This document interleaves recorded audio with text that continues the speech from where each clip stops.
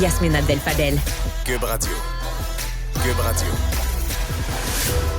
On a vu un énorme élan de solidarité de la part des Québécois. En fait, on a ramassé 30 000 $ à peu près pour les enseignants qui se retrouvent aujourd'hui, encore une fois, en grève, notamment ceux de la FAE qui sont en grève générale limitée depuis plus de 2 semaines maintenant.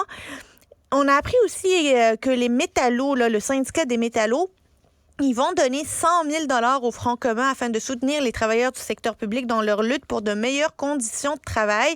On en parle avec Nicolas Lapierre, adjoint au directeur québécois des syndicats des métallos. Bonjour, M. Lapierre. Bonjour, merci de l'invitation. Ça fait plaisir. Pourquoi 100 000 au Front commun, mais pas nécessairement aux autres syndicats, alors que, par exemple, la FAE est en grève générale illimitée, elle? Ça comprend aussi nos confrères puis nos consorts de la FAE aussi, mais pas seulement le Front commun. Donc, on a ratissé assez large parce que la lutte, nonobstant l'organisation syndicale, leur lutte, c'est la nôtre. On a besoin d'une fonction publique forte. On a besoin d'un filet social, un filet de sécurité sociale fort. On l'a vu avec la pandémie. Donc, leur lutte, là, c'est la nôtre. C'est la raison pour laquelle on s'est allié à eux puis on leur a dit, écoutez, c'est votre combat, mais c'est aussi le nôtre. Là. C'est la raison pour laquelle on leur a donné 100 000 $ ce matin, là, sous forme de 4 cadeaux là, pour pouvoir pallier aux besoins fondamentaux qui est s'alimenter, là, évidemment. Monsieur Lapierre, est-ce que le syndicat des métallos a un fonds de grève? Absolument. Comment vont se sentir vos membres qui, eux, cotisent pour avoir un fonds de grève le jour où vous avez besoin de le déclencher alors que la FAE n'a pas jugé utile de le faire et qui sont en grève générale illimitée? Vous savez, chaque syndicat a sa structure qui lui appartient, puis nous, la façon que la FAE gère la leur, nous, on s'en gère pas là-dedans. Mais nous, au syndicat des métallos, ça fait depuis la nuit des temps qu'on a un fonds de grève. Et puis, on a un fonds de grève aussi supplémentaire au Québec qui s'appelle le fonds de grève du District 5. C'est à même ce fonds-là qu'on a donné le 100 000 $.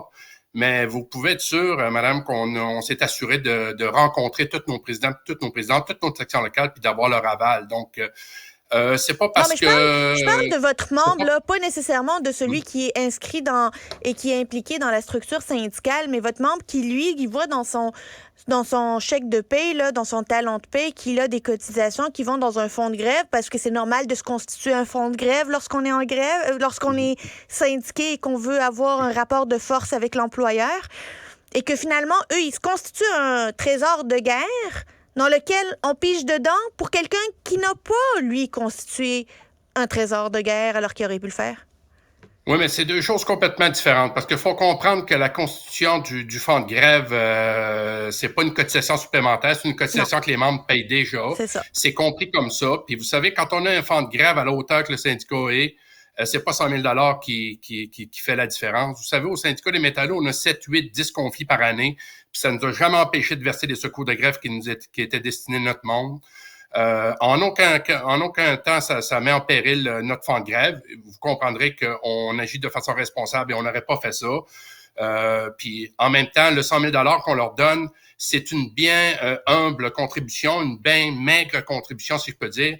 Mais l'objectif en arrière de ça, c'était de leur dire, on est avec vous, on est en arrière de vous, puis votre lutte, c'est la nôtre. Mais c'est pas 100 000 $ qui va faire mal au syndicat des métallos en termes de secours de grève. Et je vous l'assure, madame, le syndicat des métallos, c'est un syndicat de 800 000 membres en Amérique du Nord. C'est pas ça qui mais nous Lapierre, affecte. C'est pas sur le 100 000 $ la question, c'est sur le principe.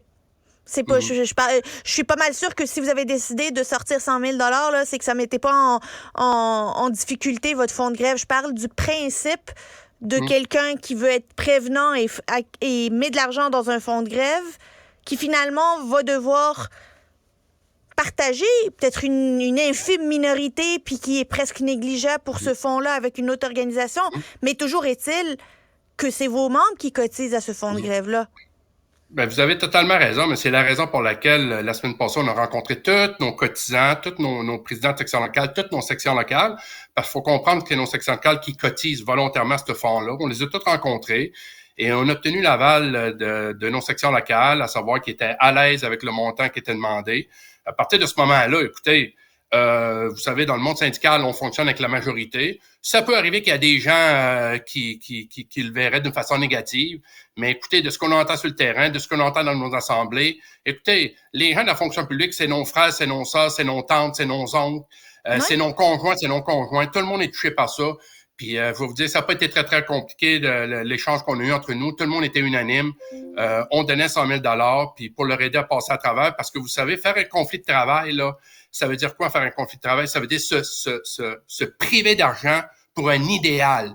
Puis l'idéal, c'est pas seulement qu'eux obtiennent de meilleures conditions salariales, c'est aussi qu'on ait une fonction publique plus forte. Fait que le 100 000 il nous sert à nous aussi comme citoyens, parce qu'au-delà qu'on est membre du syndicat des métallos, on est, pour commencer, d'emblée, on est des citoyens.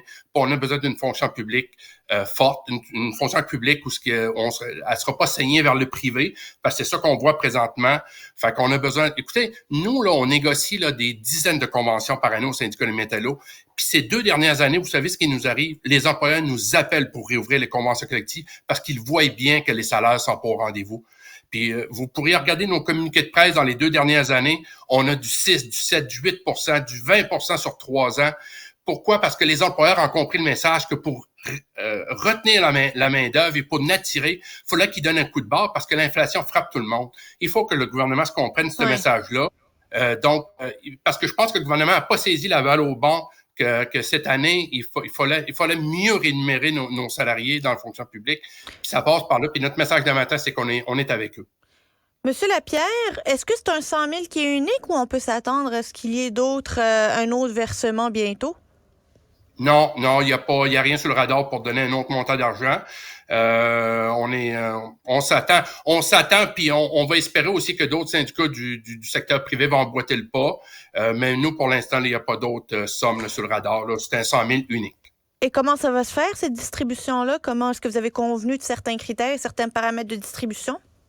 Ben, fondamentalement, on va faire confiance aux organisations syndicales qui sont présentement en conflit de travail, la FAE, les syndicats de la FTQ qui font partie du Front commun.